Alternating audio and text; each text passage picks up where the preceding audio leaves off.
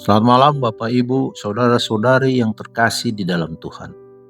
Marilah kita bersyukur kepada Tuhan atas pernyataan Dia sepanjang hari ini. Di penghujung hari ini, kita datang dengan hati yang tenang untuk bersekutu, memuji namanya, dan merenungkan firman-Nya.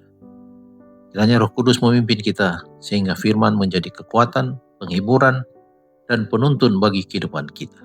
Mari berdoa. Bapa kami yang di surga, kami bersyukur kepadamu karena Engkau telah menyertai kami sepanjang hari ini. Terima kasih untuk kasih, perlindungan, dan pemeliharaanmu yang tidak pernah berhenti. Pada malam ini kami datang ke hadapanmu untuk bersekutu dan merenungkan firman-Mu. Kami memohon agar Roh Kudus hadir di tengah-tengah kami, membuka hati dan pikiran kami, sehingga kami dapat memahami kehendak-Mu dan dimampukan untuk melakukannya dalam kehidupan kami. Ampunilah segala dosa dan kesalahan kami. Di dalam nama Tuhan Yesus Kristus kami sudah berdoa. Amin. Judul renungan malam ini, Misi Jemaat. Ayat renungan diambil dari kitab Lukas pasal 19 ayat 10. Firman Tuhan berkata, "Sebab anak manusia datang untuk mencari dan menyelamatkan yang hilang." Misi jemaat Kristus ialah menyelamatkan orang berdosa yang sedang binasa. Adalah untuk memperkenalkan kasih Allah kepada manusia dan memenangkan manusia kepada Kristus oleh kemujaraban kasih itu. Kebenaran pada zaman ini haruslah diberitakan ke seluruh sudut-sudut gelap dunia ini. Dan pekerjaan ini harus dimulai dari rumah. Pengikut Kristus janganlah menghidupkan kehidupan yang mementingkan diri sendiri, tetapi diilhami oleh Roh Kristus. Mereka haruslah bekerja selaras dengan Kristus. Ada penyebab untuk sikap dingin dan ketidakpercayaan ini. Cinta dunia dan kepedulian hidup memisahkan jiwa dari Tuhan. Air kehidupan harus ada di dalam kita dan mengalir keluar dari kita, bermunculan menjadi hidup yang kekal. Kita harus mencari tahu apa yang sedang Tuhan kerjakan.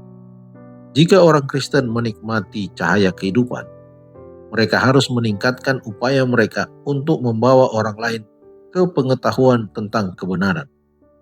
Kehidupan mereka harus dicirikan oleh pengerahan tenaga dan pengorbanan untuk melakukan kebaikan kepada orang lain. Dan kemudian tidak akan ada keluhan kurangnya kenikmatan. Para malaikat selalu bekerja untuk kebahagiaan yang lain. Ini adalah sukacita mereka, bahwa hati yang egois akan menganggap pelayanan yang memalukan. Melayani orang-orang yang celaka dan dalam segala hal yang lebih rendah dalam karakter dan pangkat adalah pekerjaan para malaikat yang murni dan tidak berdosa di istana kerajaan surga. Roh kasih yang rela berkorban dari Kristus adalah roh yang melingkupi surga dan merupakan pokok dari kebahagiaan. Mereka yang tidak merasakan kesenangan khusus dalam mencari untuk menjadi berkat bagi orang lain, dalam bekerja, bahkan dalam pengorbanan untuk melakukan kebaikan, tidak dapat memiliki roh Kristus atau surga, karena mereka tidak memiliki persatuan dengan pekerjaan malaikat surgawi dan tidak dapat berpartisipasi dalam kebahagiaan yang memberikan sukacita yang tinggi kepada mereka. Jika sukacita para malaikat adalah melihat orang-orang berdosa bertobat, bukankah itu akan menjadi sukacita orang-orang berdosa diselamatkan oleh darah Kristus untuk melihat orang lain bertobat dan berbalik kepada Kristus melalui perantaraan mereka? Dalam bekerja selaras dengan Kristus dan para malaikat kudus, kita akan mengalami sukacita yang tidak dapat direalisasikan selain dari pekerjaan ini. Asas salib Kristus membawa semua orang yang percaya di bawah kewajiban besar untuk menyangkal diri, memberi cahaya kepada orang lain, dan memberi mereka sarana untuk memperluas terang. Jika mereka berhubungan dengan surga, mereka akan terlibat dalam pekerjaan selaras dengan para malaikat. Dikutip dari buku Testimonies for the Church, jilid 3, halaman 381-382. Mari berdoa. Bapa kami yang di surga, kami bersyukur atas firman-Mu yang telah kami baca dan renungkan malam ini.